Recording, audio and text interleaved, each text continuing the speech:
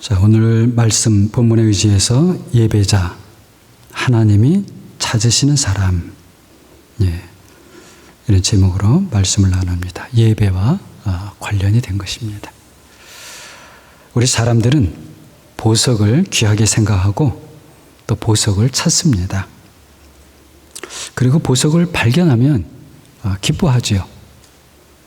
만일 그 보석을 앞에 두고도 그래서 그것이 자기 것이 되었는데도 불구하고 기뻐하지 않는다면 그런 사람은 그 보석의 가치를 모르는 사람이겠죠. 우리 세상에서는 금을 돌과 같이 알라, 말하자면 보석을 돌과 같이 알라, 이런 말이 있기는 한데요. 혹시 저희 교회에도 그런 분이 계실지 모르겠습니다. 세상을 초월한 분이겠죠. 하지만 보통은 예기치 않게 보석을 찾아서 얻었다면 정말 기쁠 겁니다.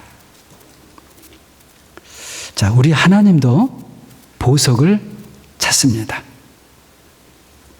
그리고 보석을 발견하시면 세상 어떤 사람보다도 기뻐하세요.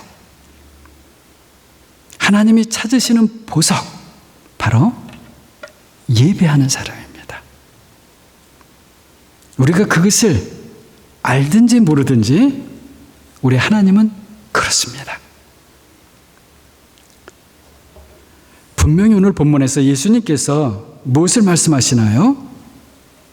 아버지는, 예수 그리스도의 그 아버지는 예배하는 사람들을 찾으신다, 분명히 말씀하시죠.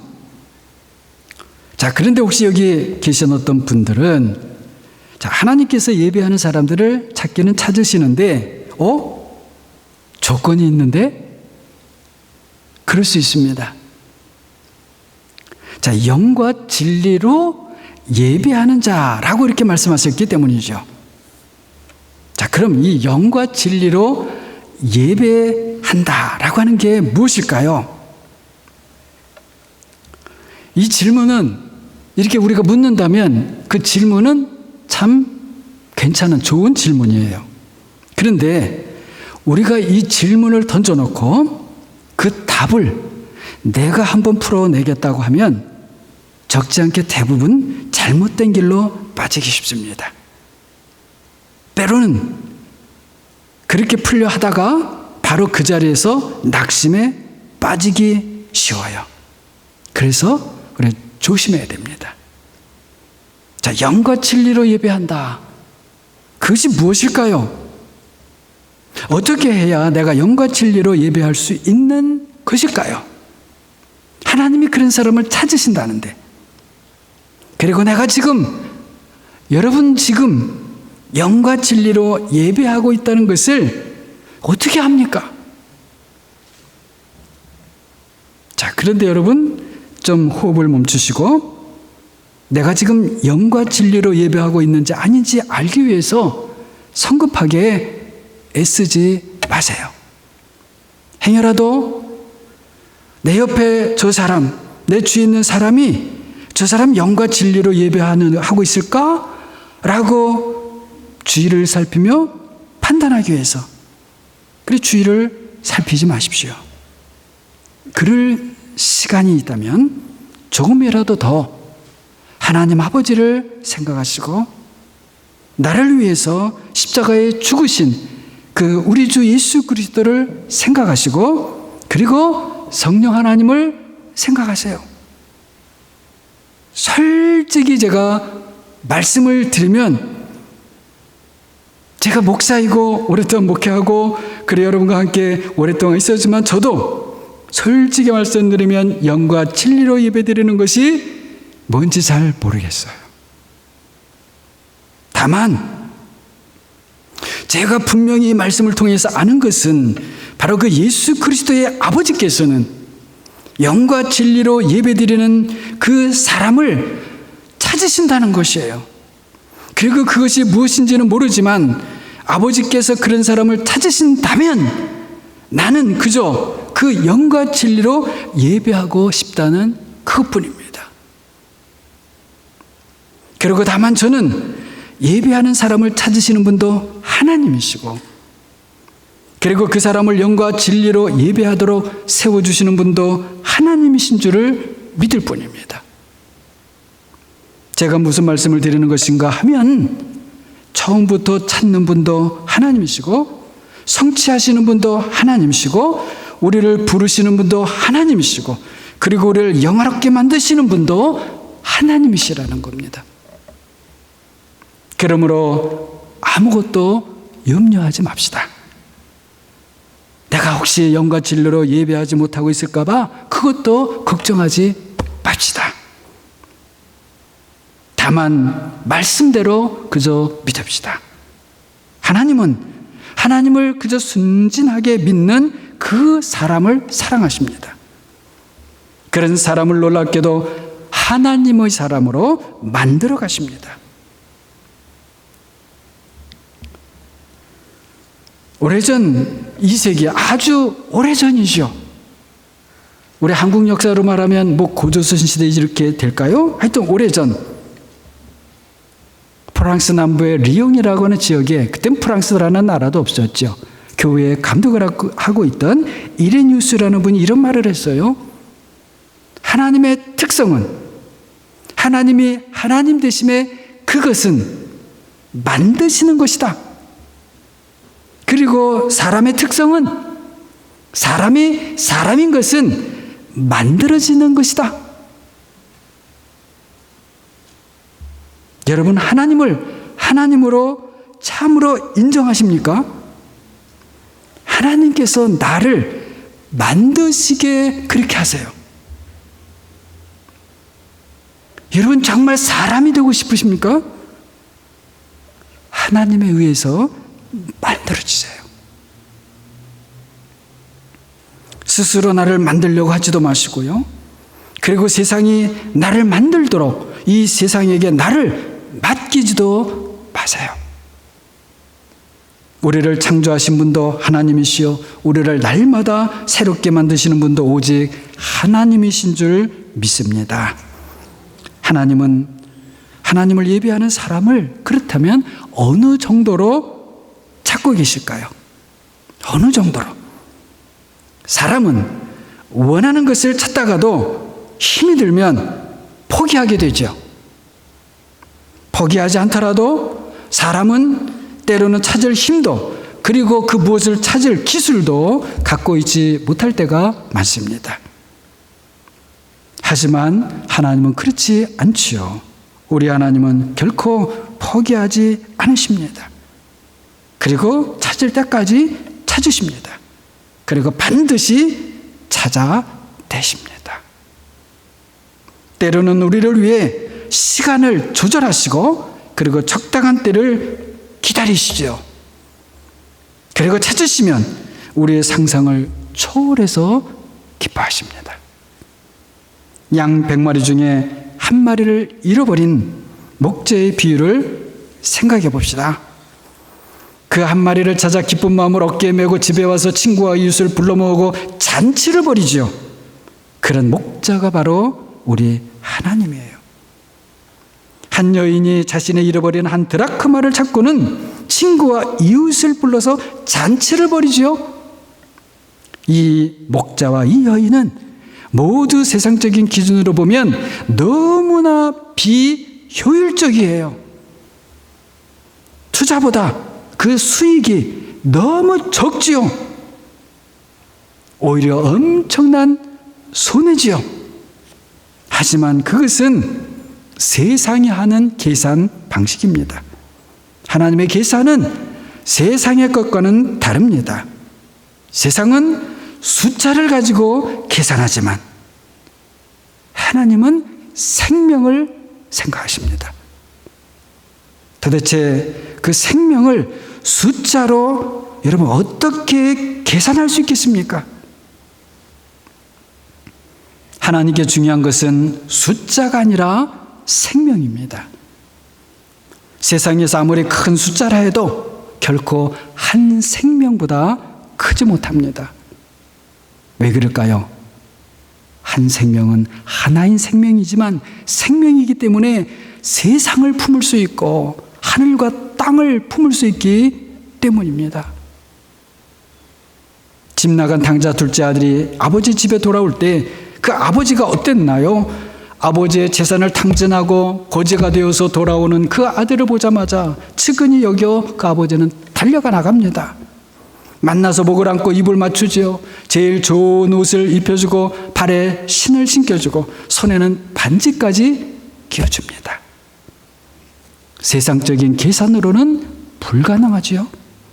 이 탕자의 아버지가 바로 우리의 하나님, 여러분과 저의 하나님이신 것을 믿으시기 바랍니다. 예배는 하나님께서 우리를 찾으시는 자리에 나오는 것이고, 그래서 하나님과 우리가 만나는 시간입니다. 이런 만남은 세상의 다른 곳에서는 없는 것이죠. 세상에서 아무리 대단한 일이 벌어진다 해도 이 예배와는 그래서 비교할 수가 없는 것입니다. 지금 우리가 살고 있는 세상은 무한 경쟁이라는 그런 어떤 괴물이 지배하고 있습니다. 내가 살고 내가 성공하고 내가 부자가 되기 위해서는 불법이 아닌 모든 일을 하려고 합니다. 어떤 사람들은 몰래 그 뒤에서 불법을 저지르기도 합니다. 하지만 그런 곳에서는 하나님을 만날 수 없습니다. 그렇기 때문에 세상에서 어떤 승리가 있고 어떤 잔치가 벌어진다 해도 바로 이 자리 예배와는 비교될 수가 없어요. 사실 우리는 그런 세상에 지금 살면서 영적 싸움을 하고 있습니다. 때로는 그것으로 인해서 상처를 받습니다. 낙심에 빠지기도 합니다. 맞습니다. 그러나 그런 세상은 우리가 원하는 세상이 아니죠. 우리가 원하는 세상은 하나님이 계신 세상입니다. 그래서 우리는 이렇게 이 예배 자리에 나오는 것이죠. 나의 창조주, 나의 참된 구원자를 만나고 싶어서 예배 자리에 나오는 것이죠. 하나님을 만나러, 하나님이 계신 세상을 보고 싶어 나오는 것이에요. 참으로 여러분이 저가 그렇다면 우리 각자가 하나님께서 만드신 피조물의 그 자리에 서지 않고는, 그리고 내가 하나님의 구원을 받아야 할 연약한 존재가 되지 않고는 하나님을 만날 수 없는 자리가 바로 예배인 거예요. 그래서 예배는 보이지 않는 하나님이 눈으로 보는 것보다 더 확실해지는 자리이고, 예수님께서 하나님으로서 눈먼 사람의 눈을 만져 보게 해주신 것처럼, 손 마른 사람을 그 손을 고쳐주신 것처럼 죽은 나사로에게 일어나, 거기에서 무덤에서 그 죽은 자리에서 나오라, 그렇게 하신 것처럼, 그렇게 우리가 하나님의 만져주심을 받고 고쳐주심을 받고 죽음 가운데서 부름을 받는 그런 자리입니다.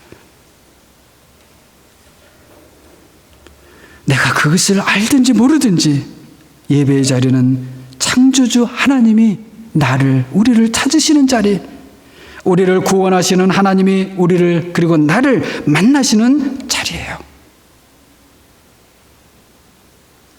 내가 하나님을 찾기 전에 하나님께서 먼저 나를 찾고 계셔요. 내가 하나님을 부르기 전에 이미 나를 부르고 계셔요.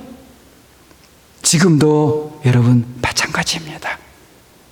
여러분이 이 자리에 오기 전에 하나님은 분명히 여러분을 찾고 계셨고, 그리고 여러분이 이 자리에서 찬양하기 이전에 이미 성령님께서 여러분의 마음과 입술에 찬양을 주신 겁니다. 세상 정치가들은 사람들이 많이 모이는 곳을 찾아다니지요.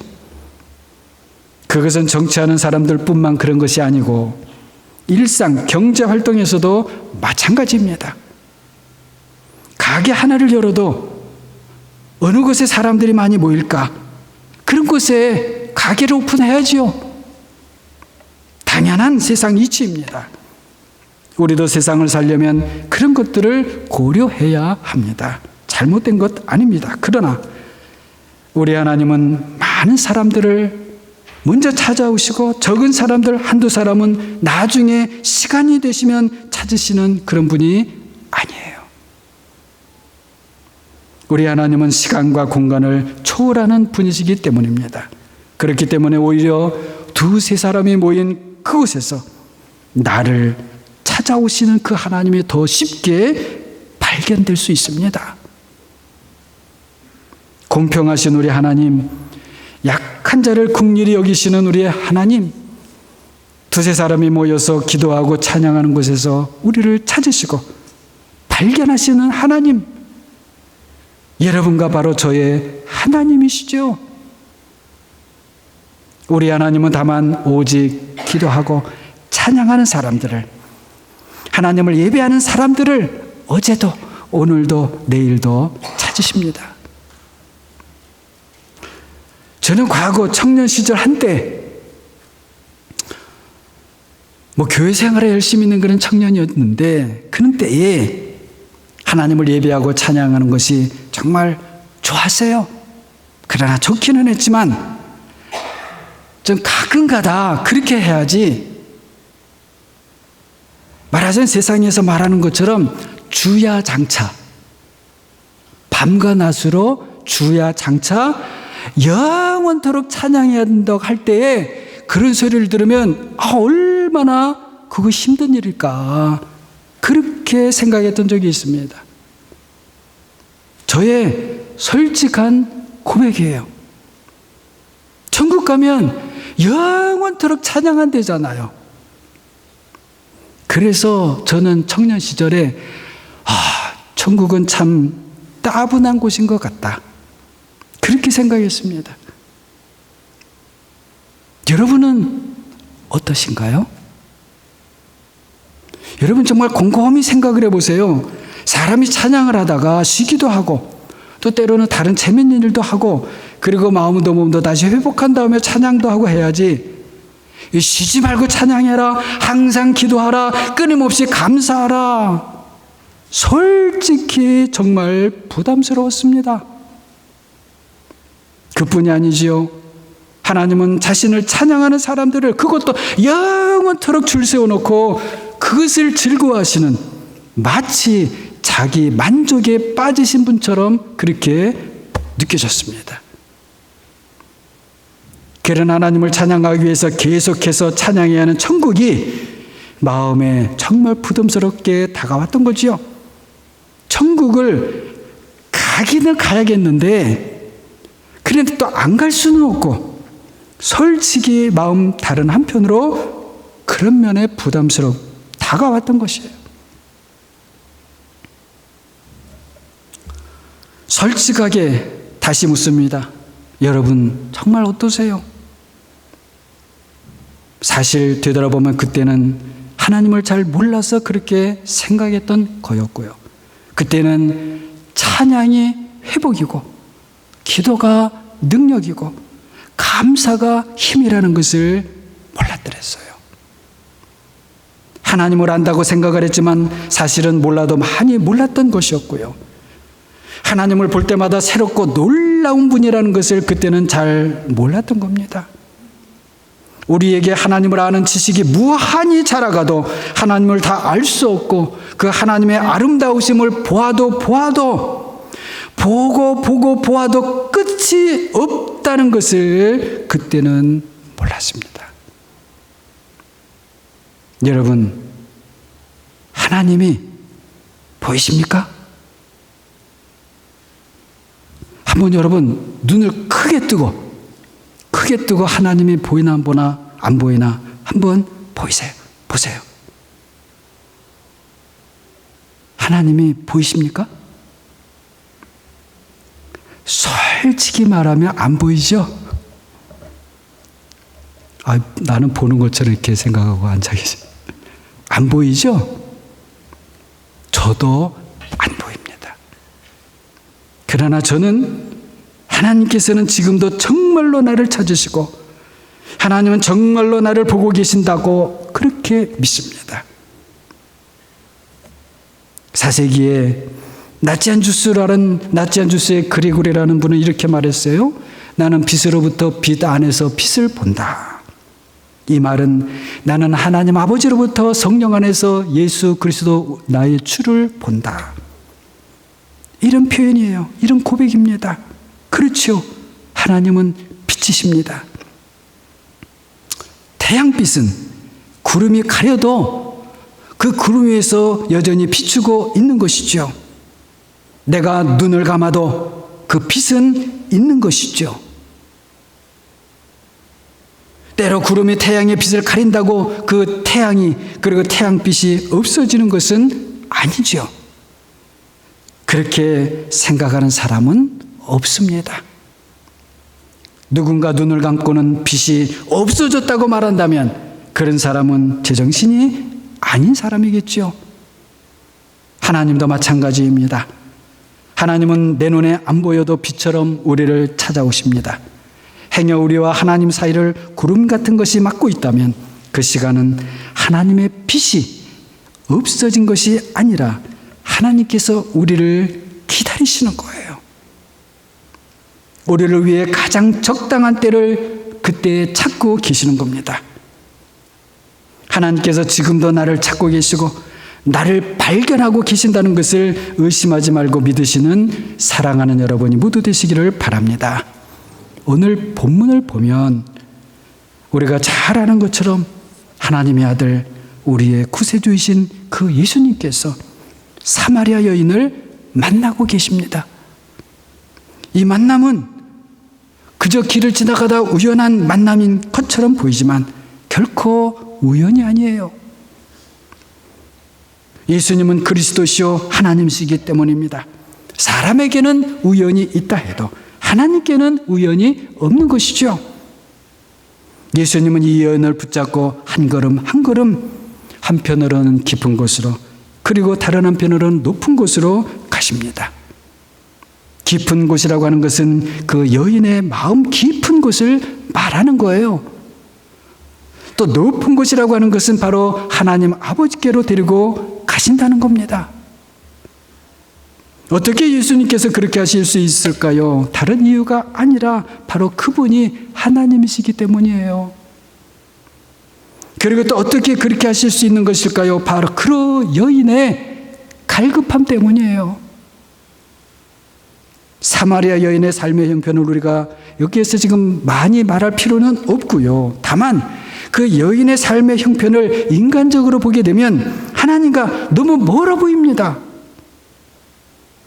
그리고 그 여인은 아마도 겉도 속도 너무 망가져 있는 것 같아요. 그러나 하나님이신 예수님께는 그런 것들이 전혀 문제가 되지 않습니다. 중요한 것은 하나님을 만나고 싶고 자신도 우물가를 찾아와서 그 우물의 주인으로 알려졌던 그 야곱처럼 하나님을 예배하고 싶다는 그 여인의 마음이에요. 하나님께는 그것이면 충분합니다. 사마리아 여인에게는 다른 사람에게 있는 것이 없기도 했지요. 반대로 그러나 다른 사람에게 없는 것이 있었습니다. 그 있는 것이 사람들 보기에 보잘것없어 보인다는 것은 결코 문제가 아닙니다. 예수님과의 대화의 마지막 부분 24절을 보게 되면 예수님께서 이 여인에게 하나님은 영과 진리로 예배하는 사람을 찾으신다고 말씀하신 다음에 하나님은 영이시니 예배하는 자가 영과 진리로 예배할지니라 이렇게 말씀하시죠. 이 말씀이 이 여인에게는 하나님은 바로 너를 찾고 계신다. 너는 이제부터 영과 진리로 하나님을 만날 수 있고 예배할 수 있다라고 들렸을 겁니다. 그러자 사마리아 여인이 말하죠. 메시아 곧 그리스도라 하는 이가 오실 줄을 제가 아는데 그가 오시면 모든 것을 나에게 알려주실 겁니다. 이 말을 달리 말하면 사실은 그 여인 깊은 속에 있었던 그 갈급한 마음이 솟구쳐 나면서 나에게도 정말 우리 조상 야곱처럼 하나님을 만나는 그런 일이, 그래서 하나님을 예배하는 그런 일이 있을 수 있나요? 정말입니까?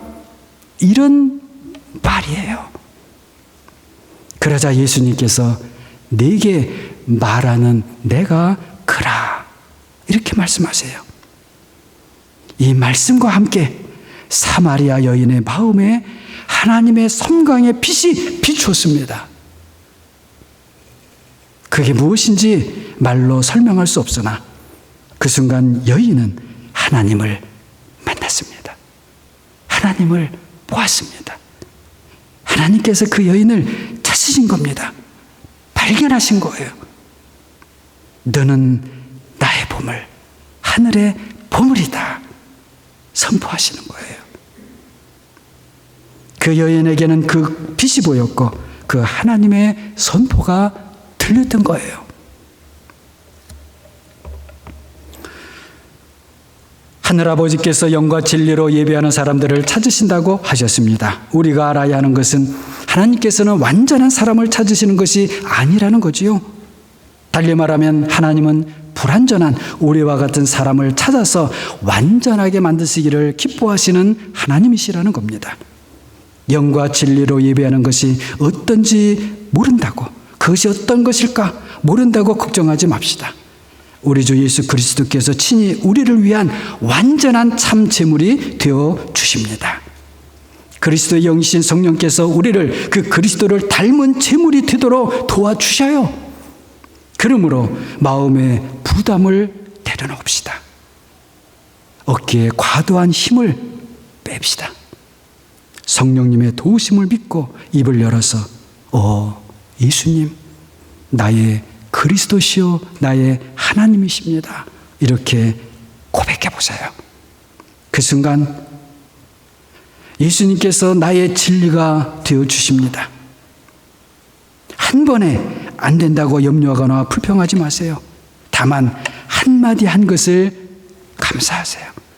나의 한마디보다 훨씬 더 큰 것을 하나님께서 반드시 주실 것입니다.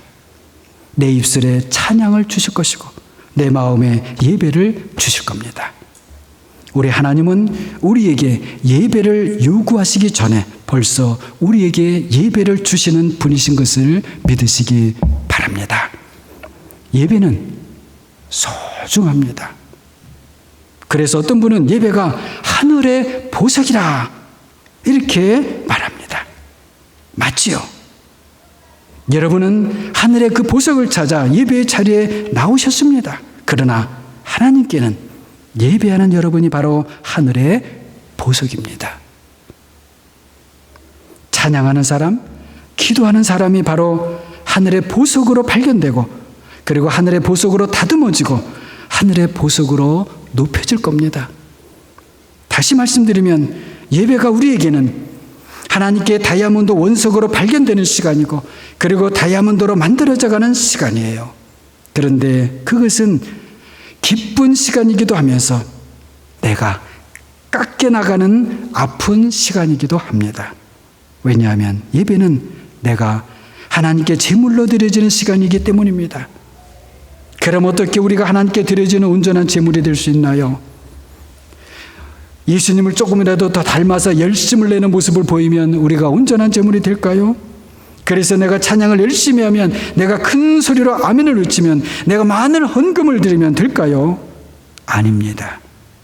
이미 하나님의 아들께서 말씀드린 것처럼 나를 위해 완전한 제물이 되셨습니다. 그러므로 나를 위해 십자가에서 제물이 되신 그 예수 그리스도를 바라보세요. 그분에게 마음으로 무릎을 꿇으세요. 그리고 당신은 나의 하나님, 나의 구세주입니다. 도마처럼 고백하세요. 그것보다 우리가 하나님께 드릴 더 큰 것은 없습니다. 말씀드린 것처럼 때로 예배는 우리에게 아픈 시간입니다. 왜 그럴까요? 바로 하나님께서 나를 하늘 보석으로 만드시기 위해 나에게서 내가 아닌 것을 깎아내시고 뿐만 아니라 하나님의 것으로 채워주시기 위해 더럽고 추한 것을 나에게서 찢어내시기 때문입니다.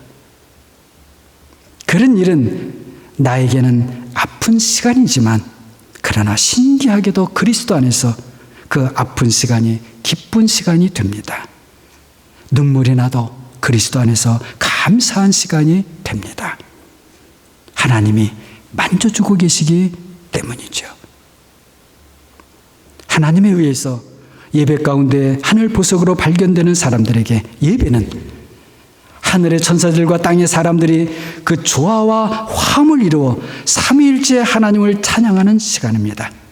말하자면 하늘과 땅이 하나가 되어 그리고 화합을 이루는 시간이에요. 하늘과 땅이 이렇게 조화를 이루기 위해서 그래서 먼저 이 땅에서 화해가 이루어져야 하고 용서하고 용납하며 서로를 받아들이는 일이 필요한 겁니다. 그것은 그 하늘과의 조화와 화음의 예배를 위한 준비예요. 땅에 거하시는 사랑하는 여러분이요. 하늘을 향해 여러분의 상상력을 펼쳐 보시기 바랍니다. 이 상상력은 공허한 것을 보자고 하는 것이 아닙니다. 하늘의 실상을 보자는 것입니다. 많은 천문학자, 우주과학자들이 하늘을 보아도 보이는 것은 달과 해와 별들밖에 없다고 합니다. 그들에게는 그것밖에는 보이지 않지요. 그러나 유대인들에게 도래맞던 스데반은 하늘이 열리고 인자가 하나님 보좌 우편에 서 계신 것을 보았어요. 반모섬의 유배정이던 제자 요한에게 하늘이 열리고 그 하늘에 보좌가 펼쳐져 있는 것이 보였습니다. 그리고 흰옷 입은 24장로들이 보였고 보좌로부터 번개와 음성과 우레소리가 들렸지요. 그리고 천사들이 24장로들이 보좌에 앉으신 이에게 영광과 존귀와 감사를 돌리는 것을 보고 또 들었습니다.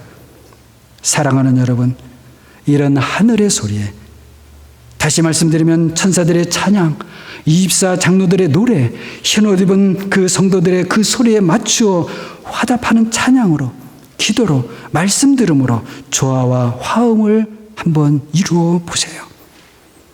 아름다우신 하나님, 기뻐하시는 하나님을 보게 될 것입니다. 하나님께서 창조하신 하늘과 땅이 서로 조화를 이루고 화음을 이루어 찬양하는 소리를 듣고 보면서 태초에 하나님께서 보시기에 심히 좋아하셨던 것처럼 그렇게 예수 그리스도 안에서 하늘과 땅이 새로워진 것으로 인해 기뻐하시는 하나님을 알게 될 것입니다.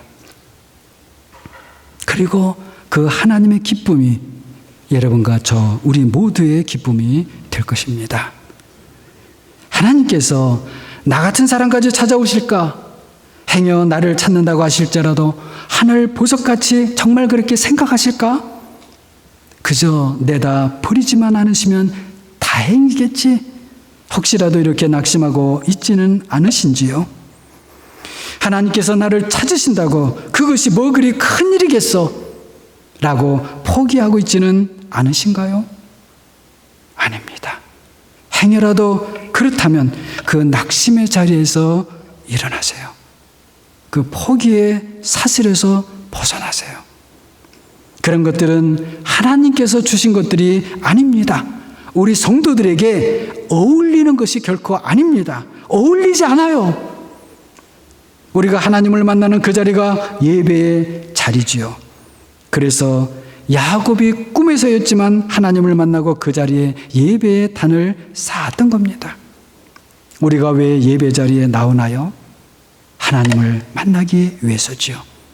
그렇다면 다시 말씀드립니다. 우리가 만나고 싶다고 해서 하나님을 만날 수 있나요? 결코 아닙니다. 사실은 하나님께서 먼저 우리를 만나고 싶어 하셔요. 우리를 먼저 찾고 계셔요.